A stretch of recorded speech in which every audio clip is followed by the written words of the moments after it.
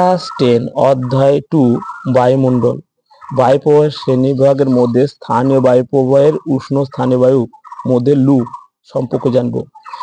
লু একটা হিন্দি শব্দ। কাকে বলে? গ্রীষ্মকালে উত্তর পশ্চিম ভারতে যে উষ্ণ ও শুষ্ক বায়ু পশ্চিম দিক থেকে প্রবাহিত হয় তাকে লু বলে।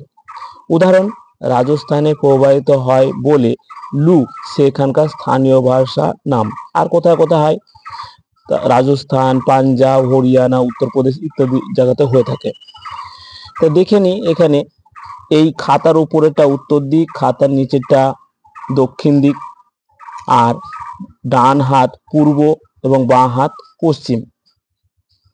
এখানে যে তীরচিহ্নটা করেছি সেটা হচ্ছে উত্তর পশ্চিম।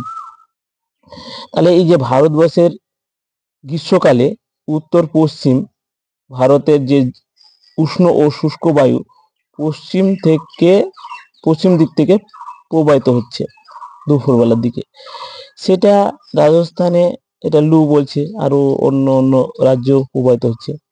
আর এবার বলছি, গ্রীষ্মকালে উত্তর পশ্চিম ভারতে যে উষ্ণ ও শুষ্ক বায়ু পশ্চিম দিক থেকে প্রবাহিত হয় সেটাকে লু বলে। এর উৎপত্তি কিভাবে হয়? মরুভূমির প্রচন্ড উষ্ণতার কারণে, মরুভূমিতে ধরো প্রচুর উষ্ণতা, তাপমাত্রা বেশি, তখন দুপুর 12টা থেকে বিকেল 4টের মধ্যে পরিবহন জনিত তাপ প্রবাহ লু এর সৃষ্টি হয়। মানে মরুভূমিতে যখন প্রচন্ড তাপ হয়, এই আমাদের ভারতে ধরো থর মরুভূমি আছে, এখানে যে প্রচন্ড তাপ হয় তখন দুপুর 12টা থেকে মোটামুটি বিকেলের মধ্যে, মানে 4টের মধ্যে তাপ পরিবহিত হচ্ছে, সেটাকে লু বলছে। মানে এইভাবে লুটা সৃষ্টি হচ্ছে। এবার বৈশিষ্ট্য, অ্যাডভেকশন পদ্ধতিতে বায়ু উত্তপ্ত করে। অ্যাডভেকশন পদ্ধতি, অ্যাডভেকশনটা আবার কি জিনিস? এই দেখো, এই যে ভূপৃষ্ঠ লেভেল বরাবর, মানে পেনটাকে যদি রাখি এইভাবে যদি আমরা কি করি, ঠেলি, তাহলে এই বরাবর যখন পরিবাহিত হবে তখন সেটাকে বলা আছে অনুভূমিভাবে। তাহলে বায়ুমণ্ডলে যে উত্তপ্ত হওয়ার বিভিন্ন পদ্ধতির মধ্যে একটা হলো অ্যাডভেকশন পদ্ধতি। বায়ুমণ্ডলে বিভিন্ন পদ্ধতি আছে, বিকিরণ, পরিবহন, পরিচলন, তার মধ্যে একটা অ্যাডভেকশনটাই অনুভূমিভাবে প্রবাহিত হয়। কাকে বলে দেখেলি? ভূপৃষ্ঠের সমান্তরালে, দেখো ভূপৃষ্ঠের একদম লেভেল বরাবর সমান্তরালে গাড়ি যেমন চলে সেরকম বরাবর বায়ু অনুভূমিকভাবে প্রবাহিত হলে তাপের স্থানান্তরকে অ্যাডভেকশন বলে। যেমন লু বায়ু প্রবাহের কারণেই অ্যাডভেকশন পদ্ধতিতে কোন স্থানে বায়ু উত্তপ্ত হয়।